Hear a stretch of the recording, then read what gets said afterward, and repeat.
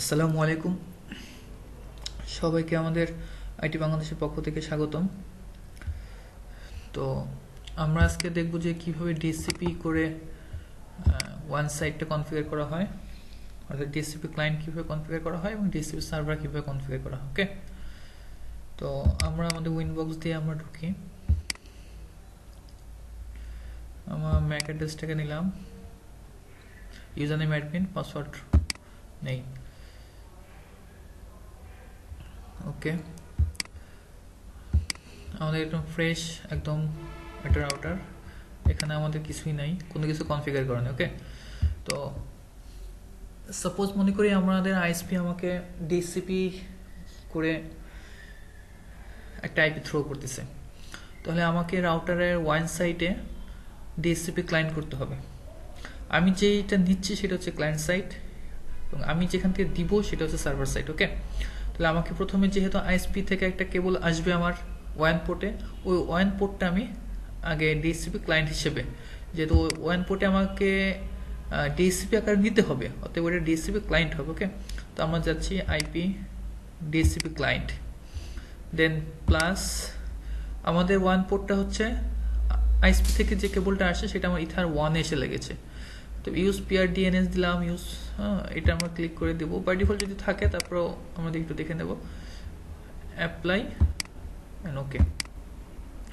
আমরা দেখতে পাচ্ছি অটোমেটিক আমাদের আইপি পেয়ে গেছে 10.102.6.75। ওকে, তো আমরা যদি এখন দেখি আমাদের রাউটারে আমরা পিং google.com, আমার নেট এনাবল হয়ে গেছে। কেমন? তো আমাদের ওয়ান সাইটটা খুব সহজে কনফিগার হয়ে গেল। এখন আমরা যেটা দেখব সেটা হচ্ছে আমাদের ল্যান্ড সাইটটা, অর্থাৎ আমরা আইএসপি থেকে তো আমার কেবল কানেক্টেড হলো, কিন্তু অন্য জায়গা থেকে আমি কিভাবে পাবো, অর্থাৎ আমার ইউজার এটা কিভাবে ব্যবহার করবে সেটা, অর্থাৎ আমি এটাকে ডিসিপি সার্ভার দিয়েই করবো। ওকে, ডিসিপি করে যেন আমার অন্যান্য ইউজাররা পায়, আমি এটা করব। অর্থাৎ এখানে আমি আবার যাব আইপি ডিসিপি সার্ভার, এখানে আমি ডিসিপি সেটআপ থেকে করে নেব। কিন্তু তার আগে আমাকে যেটা করতে হবে সেটা হচ্ছে আমাকে একটা অ্যাড্রেস করতে হবে। আমরা একটু দেখি সেটা হচ্ছে আমার অটোমেটিক যেহেতু একটা আইপি পেয়ে গেছে, আমার আইপি অ্যাড্রেসে যে একটা আইপি অটোমেটিক পেয়ে গেছে। এখন প্লাসে ক্লিক করে আমি একটা আমার নিজের মতো করে একটা আইপি দিই, সাপোজ 192.168.1.1/24। কেমন? এটা আমার ইথার 5-এ যে ইথার 5 থেকে আমি নিচ্ছি। অ্যাপ্লাই, দেখতে পাচ্ছি অটোমেটিক আমার নেটওয়ার্কটা পেয়ে গেছে।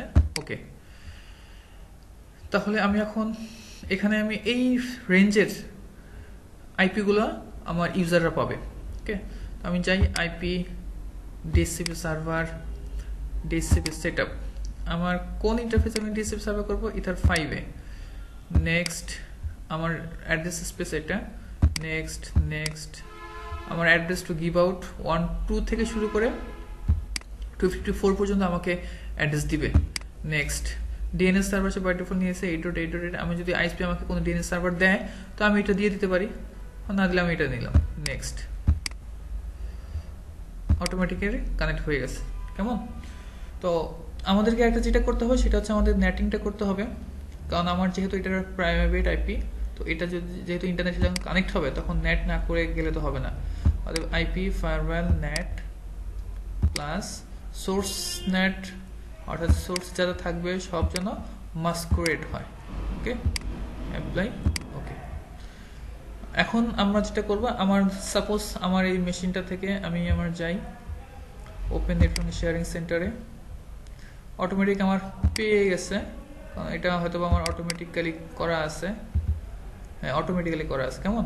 এই কারণে অটোমেটিক সে পেয়ে গেছে। আমি যদি ইন্টারনেট পেয়ে গেছি, আমি যদি পিং করি গুগলকে,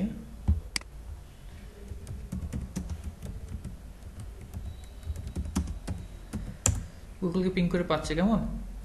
আচ্ছা, আমি যদি চাই যে আমি ইন্টারনেট ব্রাউজ করব, তো আমি পেয়ে যাচ্ছি। কেমন?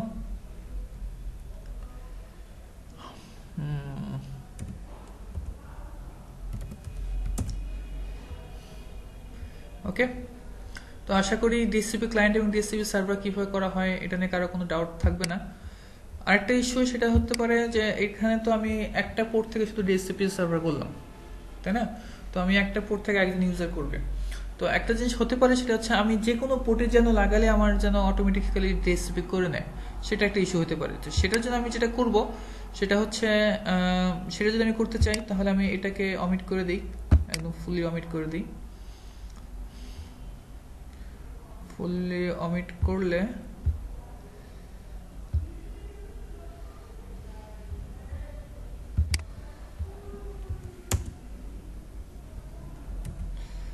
ওকে, আমরা এখন ফুলি অমিট করলাম। এখন আমরা যেটা করব যে আমার 5টা পোর্ট, তো একটা পোর্ট আমার ওয়ান সাইডে লাগছে, আর বাকি যে 4টা পোর্ট আছে ওই 4টা পোর্ট থেকে যে কোনো পোর্টে লাগালে যেন আমি ডিএসসিপি করে পাই। এখন তো আমার শুধু ডিএসসিপি ইথার 5-এ আমার ডিএসসিপি করা ছিল, তাই না? এই জন্য আমি যেটা করব এটা ব্রিজ করব। ওকে, ডিএসসিপি ব্রিজ, আমি এটা নাম দিচ্ছি ডিএসসিপি ব্রিজ, BRIDGE, অ্যাপ্লাই। ওকে, এই ব্রিজের আন্ডারে আমি আমার অল পোর্টগুলো আনবো, যেহেতু ইথার 1 তো আমার 1 পোর্ট, এটা না। অ্যাপ্লাই,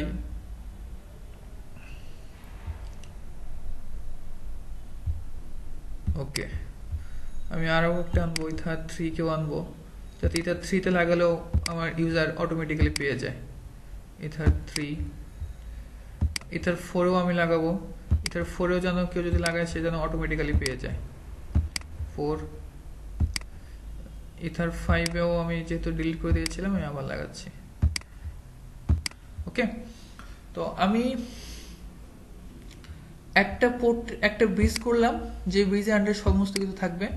এখন আমাকে যেটা করতে হবে আইপি ডিএসসিপি সার্ভারে যে আমি ডিএসসিপি সেটআপটা করব হচ্ছে আমি যেই ডিএসসিপি ব্রিজটা করছি এটার উপরে ফুল। তাহলে কি হবে, এই ব্রিজের আন্ডারে তো আমার পোর্টগুলো আছে, ওই পোর্টগুলোর উপরে ফুল ডিএসসিপি হয়ে যাবে। Next next next next next. Okay, তো এখন আমি যদি দেখি যে আমার ইন্টারফেস, যদি আমি যাই ইন্টারফেসে, এখন আমার রানিং আছে হচ্ছে ইথার 1 আর ব্রিজ, ডিএসসিপি ব্রিজটা রানিং আছে, এবং ইথার 5টা আমার রানিং আছে, তাই না? তো আমি যেটা করতে পারি সেটা হচ্ছে, ধরেন আমি এখন সাপোজ ইথার 4-এ তো লাগানো নাই, আমি ইথার 4-এ আমি লাগিয়ে দেখি ডিএসসিপি করে আমি পাই কিনা। আমি ইথার 4-এ লাগাচ্ছি, আমি আমার পোর্টটা ইথার 4-এ লাগালাম, ডিসকানেক্ট হয়ে গেছে এর মধ্যে। আমি আবার একটু যাই, আমার কানেক্ট হয়ে গেছে দেখতে পাচ্ছি আমরা। এখানে দেখি আমরা,